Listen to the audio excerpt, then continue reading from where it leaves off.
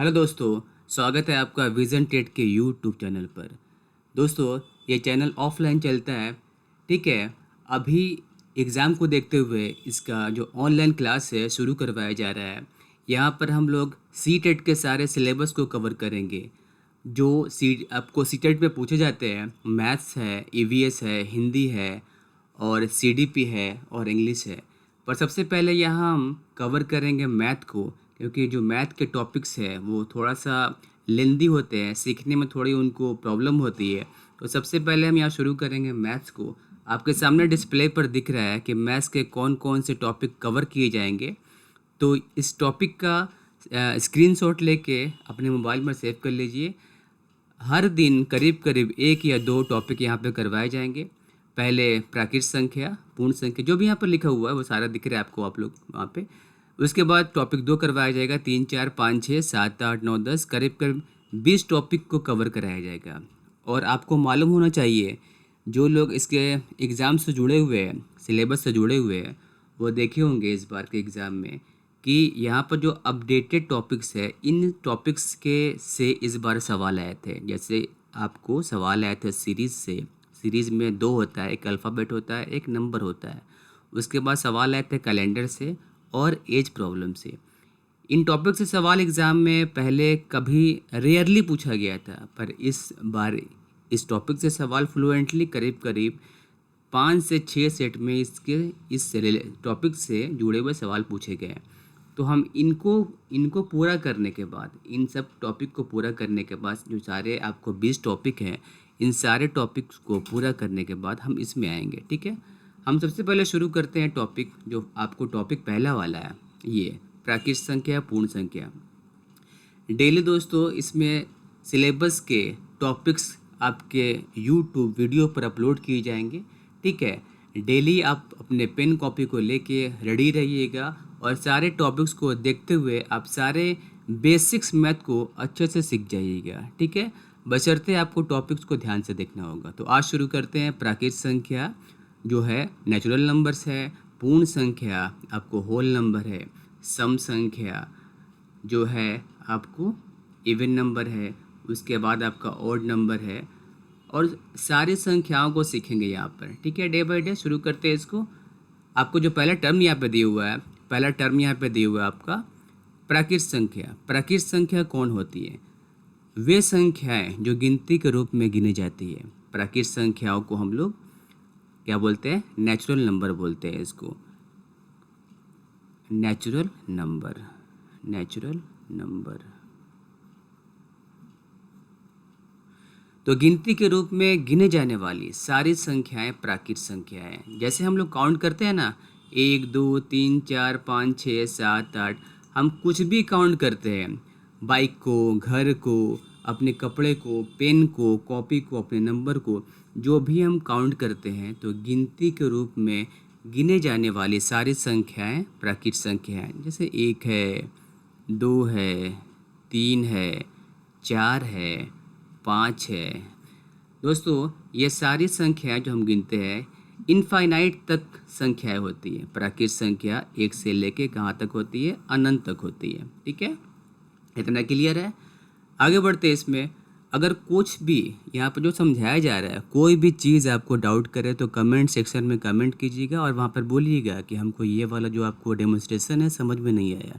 उसको आपको दोबारा ट्राई किया जाएगा कि अगले सेशन में आपका उसको फिर से समझा दिया जाए। सेकंड आपको आते हैं पूर्ण संख्या। ये आपको सॉरी, ये आपको होल नंबर्स होता है। होल नंबर्स कौन होते हैं? देखिए, प्राकृत के बारे में हम लोग पढ़ा अभी कि 1 से लेके कहाँ तक होती है? अनंत तक होती है। आप लोगों ने उसे याद कर लिया होगा अभी। पूर्ण संख्या कौन होती है? पूर्ण संख्या 0 से शुरू होती है। 0 1 2 3 4 5, जहाँ तक गिन सकते हैं आप। तो हम लोग सिंपली कहाँ तक गिनते हैं? इनफाइनाइट तक गिनते हैं इसको। तो गिनती के रूप में गिने जाने वाली सारी संख्याएं कौन सी होती है? प्राकृत होती है। लेकिन अगर उसमें 0 लग गया, अगर वो शुरू होती है 0 से, तो वो मेरा कौन सा हो गया? वो हमारा पूर्ण संख्या हो गया। ये क्लियर है आपका? आगे बढ़ते हैं, सम संख्या में आते हैं। दोस्तों ये सारा सेशन करने के बाद हम लोग इसके सारे क्वेश्चंस करेंगे।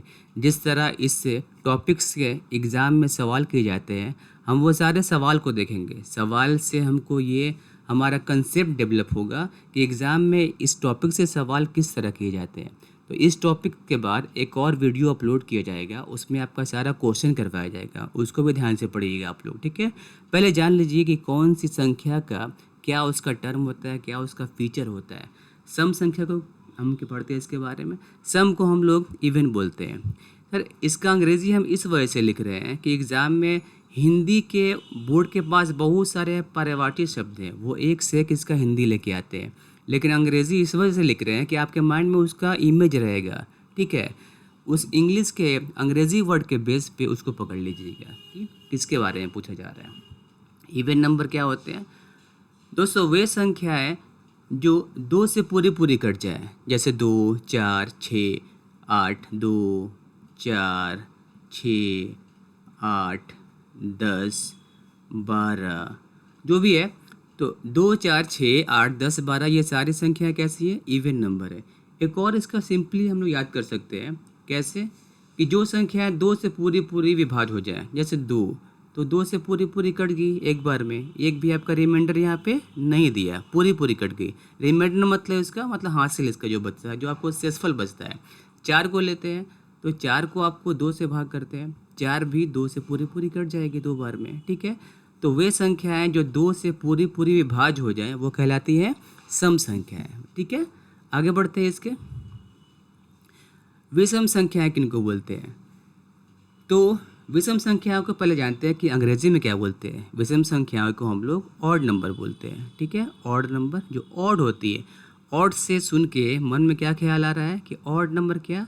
कोई भी चीज़ ऑड है, जैसे 1 है, 2 है, सॉरी 2 नहीं 3 है, 1 3 है, उसके बाद 5 है, इसे 5 मानी, थोड़ा सा लिखने में मिस्टेक हो गया। 5 है, 7 है, उसके बाद 9 है, 11 है, 13 है।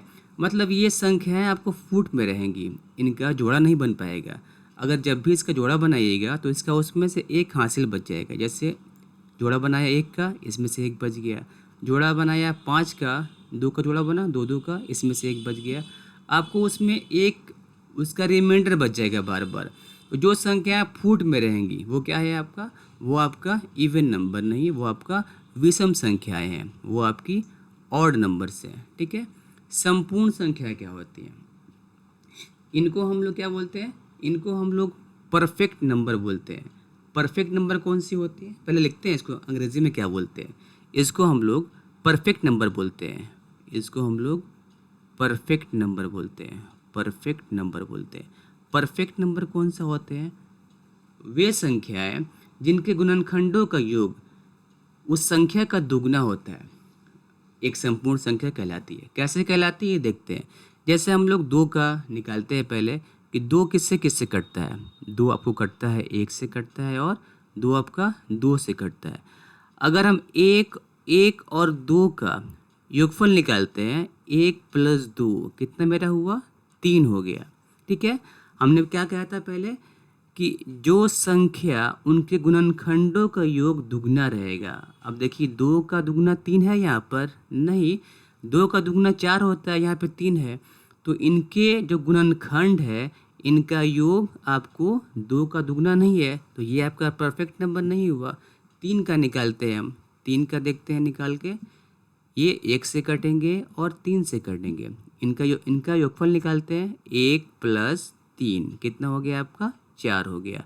अब देखते हैं 3 का दुगना हमको 6 मिलना चाहिए, तो 3 का दुगना कितना मिल रहा है? 4 मिल रहा है, तो ये भी आपका परफेक्ट नंबर नहीं है। 4 का निकालते हैं, 4 का निकालते हैं, 1 से कटेगा, 2 से कटेगा और ये 4 से कटेगा। तो इन तीनों का योगफल निकालते हैं, 1 + 2 + 4 कितना हुआ आपका? 7 हो गया। क्या 7 4 का दुगना है? नहीं है, क्योंकि जो इस संख्या का दुगना यहाँ पर मिलेगा आपको, उसको हम परफेक्ट नंबर बोलेंगे, ठीक है ना। और निकालते हैं इसमें, देखते हैं थोड़ा सा कहीं से संख्या मिल जाती है। हम इसका निकालते हैं, 5 का निकालते हैं। 5 का, तो 5 तो सिंपली आपको 1 मिल रहा है और 5 मिल रहा है, कितना इसका योग होगा? 6 होगा। तो 5 का दुगना 6 है? नहीं है। ठीक है, तो ये भी आपका परफेक्ट नंबर नहीं हुआ। 6 का निकालते हैं, 1 से कटेगा, 2 से कटेगा, 3 से कटेगा, 6 से कटेगा। इसका देखते हैं कितना योगफल होता है। 6 3 9 2 11 1 12। देखिए यहाँ पर आपको 12 मिल गया। 12 मिल गया। 6 का दुगना कितना होता है? 12 होता है। तो ये संख्या 6 आपका परफेक्ट नंबर हो गया। कैसे हो गया? क्योंकि इसके गुणनखंडों का जो योगफल है, योगफल कैसे? 1 + 2 3, 3 + 3 6, 6 + 6 आपका 12, 12 आपका 6 का दुगना है। तो जिन संख्याओं के गुणनखंडों का योग उस संख्या का दुगना होता है उसे हम बोलते हैं परफेक्ट नंबर। दोस्तों, अभी इस टॉपिक से आपका सवाल आया था एग्ज़ाम में, ठीक है। सेम जो टॉपिक अभी चल रहा है आपका संपूर्ण संख्या का, उससे आपको एग्ज़ाम में सवाल पूछ दिया था।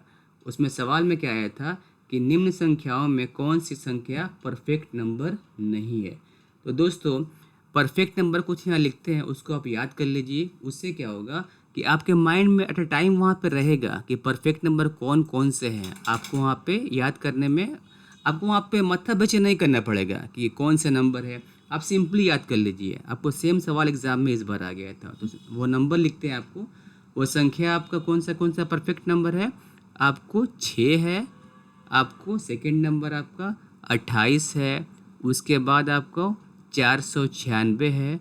और उसके बाद आपको 8128 है। इन चारों संख्याओं को अगर निकालेंगे, अगर आपके पास टाइम ज़्यादा होगा तो निकालेंगे, तो इसका जो गुणनखंडों का योग है आपका इस संख्या का दुगना आएगा। तो सिंपली आप इसको याद कर लीजिए। आपके लिए मतलब आगे में उतना एग्ज़ाम में आपको बैठ के वहाँ पे सोचना नहीं पड़ेगा, आपका टाइम यहाँ पे बचाएगा। ठीक है, संपूर्ण संख्या क्लियर है, परफेक्ट नंबर क्लियर है। आगे बढ़ते हैं आपके हम, ठीक है। अभाज्य संख्या में आते हैं। अभाज्य संख्याएँ कौन सी होती हैं? अभाज्य संख्याएँ वो होती है जिनके सिर्फ 2 गुणनखंड होते हैं। अगर सिंपली याद कर लीजिए कि जो सिर्फ 2 लोग से कटते हैं, अभाज्य संख्या कहलाती है। क्या बोलते हैं इनको? इनको हम लोग प्राइम नंबर बोलते हैं। प्राइम नंबर बोलते हैं। प्राइम नंबर बोलते हैं। कौन सी होती है अभाज्य संख्याएँ? देखते हैं। जैसे दोस्तों, अभी हम एक के बारे में थोड़ा बाद में पढ़ेंगे, क्योंकि एक का जो थोड़ा मसला है वो थोड़ा अलग है। एक को देखते हैं बाद में। 2 से आते हैं। यहाँ 2 लिखते हैं, पहले आपको 2 लिखते हैं, यहाँ पर 3 लिखते हैं, यहाँ पर 4 लिखते हैं, यहाँ पर 5 लिखते हैं और यहाँ पर 6 लिखते हैं। अब देखते हैं कि क्या क्या इसका फीचर है।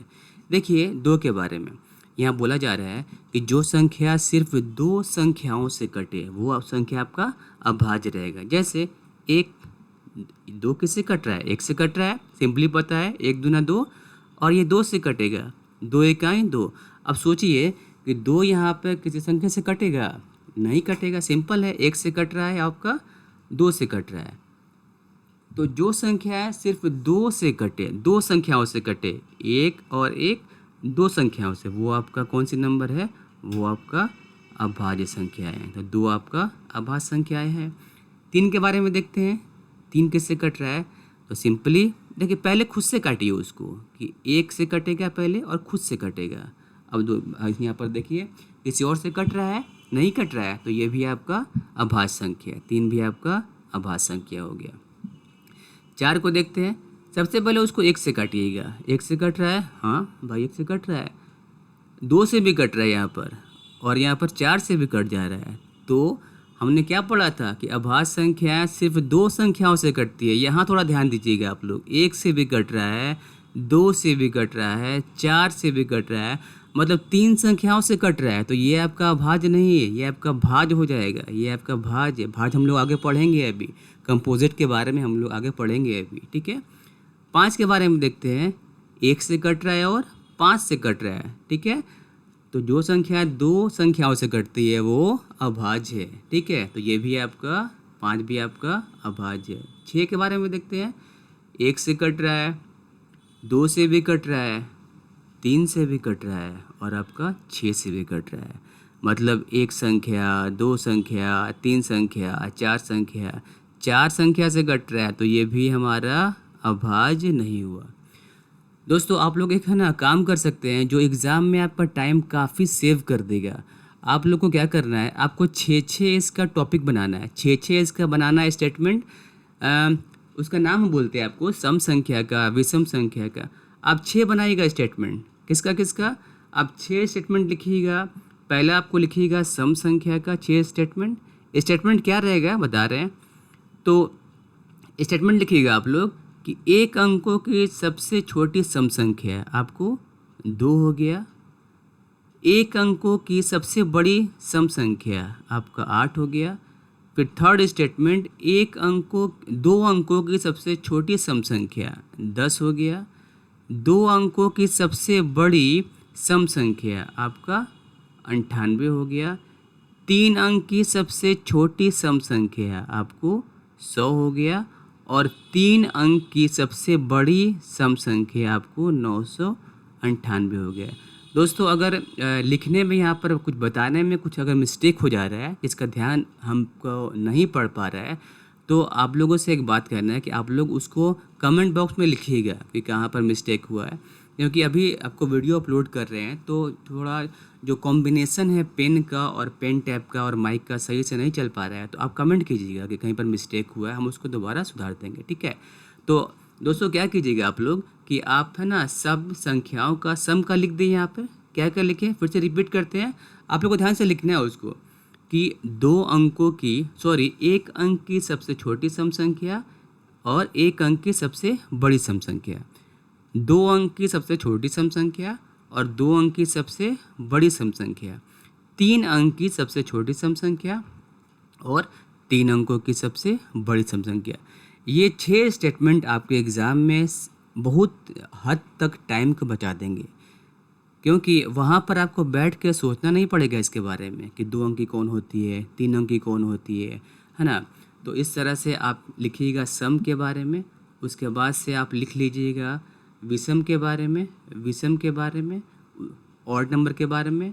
आप फिर लिख लीजिएगा अभाज्य संख्या के बारे में 6 स्टेटमेंट कि एक अंक की छोटी कौन है, एक अंक की बड़ी कौन है, या 2 अंक की छोटी कौन है, 2 अंक की बड़ी कौन है, 3 अंक की छोटी कौन है, 3 अंक की बड़ी कौन है। तो ये एग्ज़ाम में आपका टाइम सेव करने वाला है, ध्यान रखिएगा इसको। भाज्य में आते हैं। भाज्य को हम लोग कंपोजिट नंबर बोलते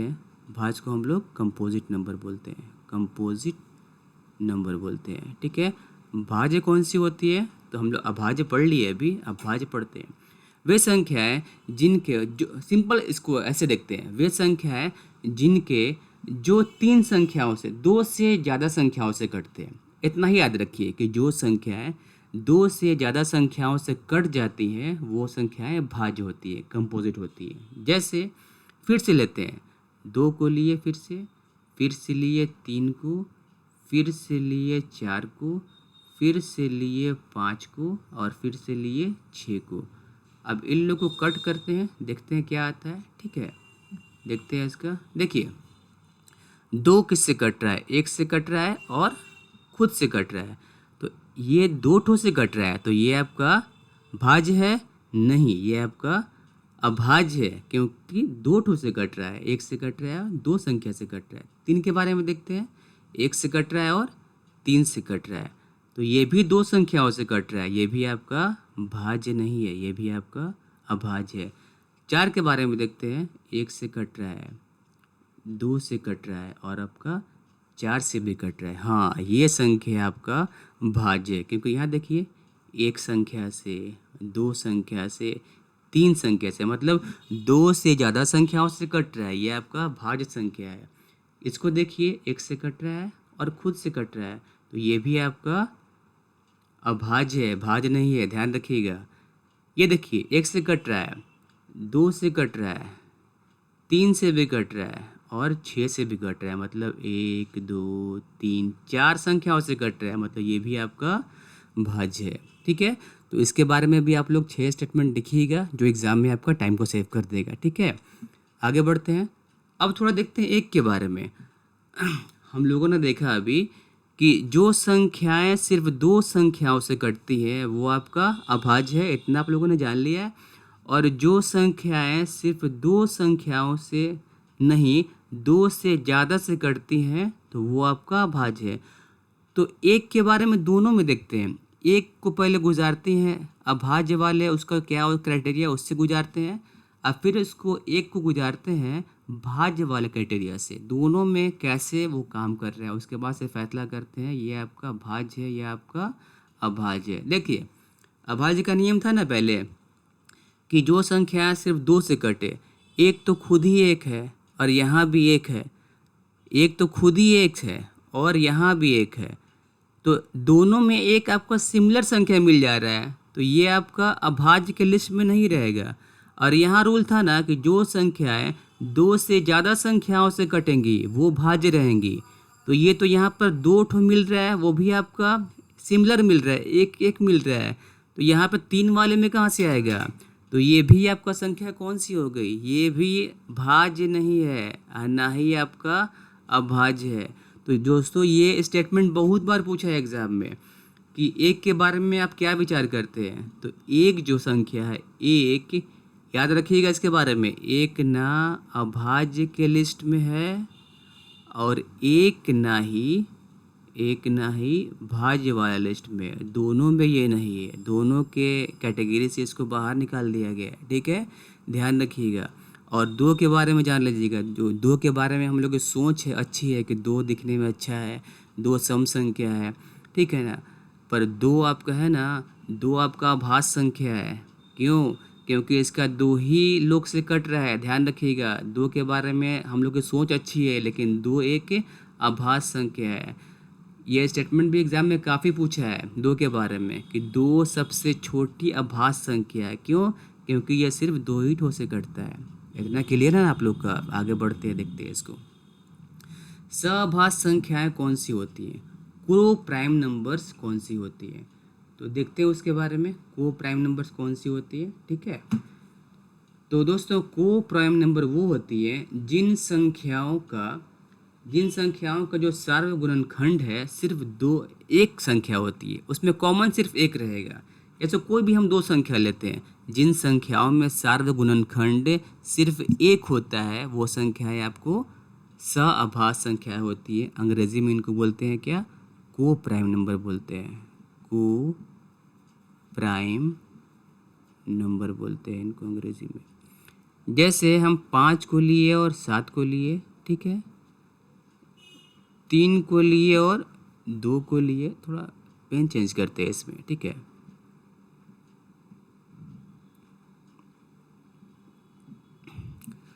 उसके बाद हम 7 को लेते हैं, 9 को लेते हैं और 6 को लेते हैं और 9 को लेते हैं। देखते हैं क्या क्या किस में आता है, ठीक है। उसके बाद से फैसला करते हैं। देखिए 5 में देखिए 1 से कट रहा है और 5 से कट रहा है, 1 से कट रहा है और 7 से कट रहा है। देखिए इसमें कितना कॉमन है, इसमें कॉमन फैक्टर कितना है? 1 है, तो ये संख्या सअभाज्य संख्या है। 3 में देखिए 1 से कट रहा है, 3 से कट रहा है। 2 में देखिए 1 से कट रहा है, 2 से कट रहा है। इसमें कॉमन कितना है? 1 कॉमन है, तो ये भी आपका सअभाज्य संख्या है। 7 में देखिए 1 से कट रहा है, 7 से कट रहा है। 9 से देखिए 1 से कट रहा है और 9 से कट रहा है। इसमें कॉमन फैक्टर कितना है? कॉमन फैक्टर इसमें भी 1 है, मतलब ये भी सअभाज्य संख्या है। इसको देखते हैं, 1 से कट रहा है, 2 से कट रहा है, 3 से कट रहा है और 6 से भी कट रहा है। 9 के बारे में देखते हैं, 1 से कट रहा है, 3 से कट रहा है, 9 से कट रहा है। यहाँ देखिए आप लोग, 1 इसमें कॉमन है, 3 इसमें कॉमन है, तो इसमें 2 कॉमन निकल गया। हम क्या देखे थे? जिन संख्याओं में एक कॉमन फैक्टर हो, सिर्फ एक, वो मेरा सहभाज्य संख्या रहता है, ठीक है। यहाँ पर आपको 1 भी कॉमन निकल गया, यहाँ पर आपको 3 भी कॉमन निकल गया, तो ये आपका सहभाज्य संख्या को प्राइम नंबर नहीं है। क्लियर है? आगे बढ़ते हैं। आप लोग एक मैथ है ना बनाइएगा अभी कि 1 से लेके 100 के बीच, आप लोग के लिए मैथ है कि 1 से 100 के बीच, 1 से 100 के बीच कितनी सहअभाज्य संख्याएं हैं? सहअभाज्य संख्याएं हैं। आप लोग है ना, जब भी ये सेशन ख़त्म होने के बाद या वीडियो को पॉज करके आप लोग इसको बना सकते हैं। ये सवाल भी प्रीवियस का है, आया हुआ था इस बार कि 1 से 100 के बीच कितनी सहभाज्य संख्याएं हैं, तो उसको निकालिएगा और कमेंट बॉक्स में इसका आंसर आप लोग भेजिएगा। ठीक है, देखते हैं उसको। हाँ, नेक्स्ट वाला आपको टॉपिक है अभाज्य युग में। ठीक है, इसको हम लोग अंग्रेज़ी में क्या बोलते हैं? इसको हम लोग अंग्रेज़ी में बोलते हैं ट्विन प्राइम बोलते हैं। ट्विन प्राइम, ट्विन प्राइम इसको बोलते हैं अंग्रेज़ी में। क्या होता है?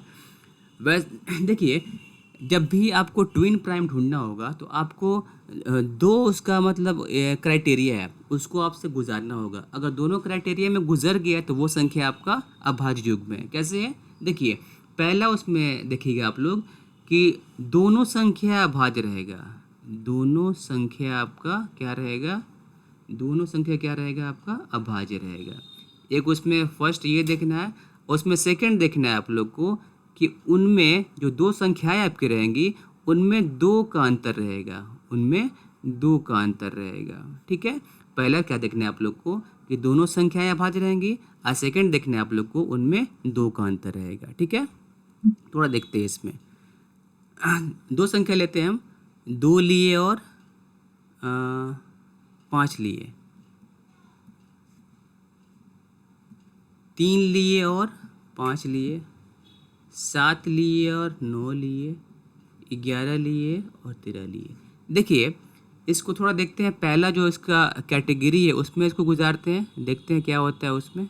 देखिए पहले वाले में 2 और 3 5 3 का अंतर है। हमको क्या देखना है कि दोनों संख्याएं अभाज्य रहेंगी, उनमें 2 का अंतर रहेगा। यहाँ पहले ही आपका 3 का अंतर निकल गया, तो ये उससे अभाज्य जो युग्म का वो कैटेगरी उससे बाहर निकल गया, ट्विन प्राइम नंबर नहीं है दोनों। इसमें देखते हैं 3 और 5।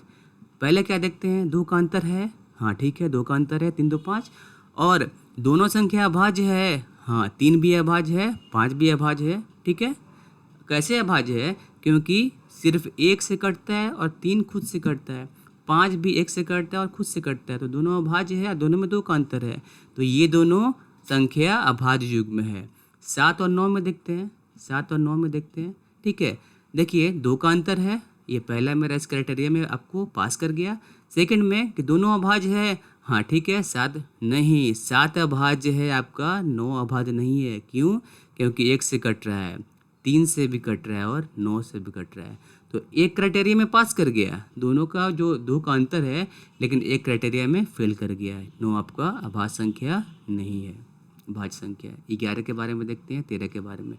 दोनों में 2 का अंतर है। ठीक है, एक क्राइटेरिया में आपको पास कर गया। सेकंड में आते हैं, 11 अभाज्य है। हाँ 11 अभाज्य है। 13 अभाज्य है। हाँ 13 अभाज्य है। इस क्राइटेरिया में भी आपको ये पास कर गया। ठीक है, थोड़ा आगे बढ़ते हैं। जो डाउट लगता है उसको कमेंट कीजिएगा, फिर से देखते हो इसको। परवर्ती संख्या है, इसको अंग्रेजी में बोलते हैं क्या? सक्सेसर, मतलब आगे आने वाली, सक्सेसर नंबर, आगे आने वाली। इसमें कुछ नहीं करना है आप लोग को। ठीक है, इसमें सिर्फ +1 कर देना है। कैसे करना है? आपसे सवाल किया कि 499 का परवर्ती क्या होगा। सिंपल है, 499 करना है उसमें और +1 कर देना है, आपका 500 हो गया। ये उसका परवर्ती हो गया। सवाल किया अगला वाला कि 998 का परवर्ती क्या होगा, तो 998 परवर्ती +1 करते हैं उसमें, सिंपल काम करना है। ठीक है, 999। आपसे 2 बार सवाल कर दिया, मान लीजिए कि 998 के परवर्ती का परवर्ती, तो 2 बार ऐड करना है। पहला 998 का परवर्ती +1 का परवर्ती, मतलब जो आपको नंबर आया उसका परवर्ती कितना हो गया आपका? ये आपका 1000 हो गया। ठीक है, सिंपल है ये वाला आपका। ठीक है, पूर्ववर्ती में क्या होता है? पूर्ववर्ती में आपका इसको बोलते हैं हम लोग प्रेडिसेसर बोलते हैं, इसको हम लोग प्रेडिसेसर बोलते हैं। ये संख्या कौन सी होती है? इसमें कुछ नहीं करना है आपको, -1 कर देना है। जैसे सवाल किया कि 299 का परवर्ती क्या होगा, सिंपल करना है कि 299 -1 कितना हो गया आपका? 298। 2 बार पूछ दिया तो कि 599 के परवर्ती का परवर्ती क्या होगा? सिंपल करना है आपको। 599 का परवर्ती मतलब 598 का परवर्ती मतलब 598 में से फिर एक बार माइनस हो गया, कितना हो गया आपका? 597। सिंपल ऐसे करना है। आरोही क्रम में देखते हैं, ठीक है, ये क्लियर है। आगे बढ़ते हैं इसमें, आरोही क्रम में आते हैं। आरोही क्रम में देखते हैं इसको। आरोही क्रम क्या है? बढ़ते क्रम में आपको अरेंज करना होता है। आरोही क्रम क्या होता है? असेंडिंग ऑर्डर, चढ़ते हुए। क्या होता है आपका?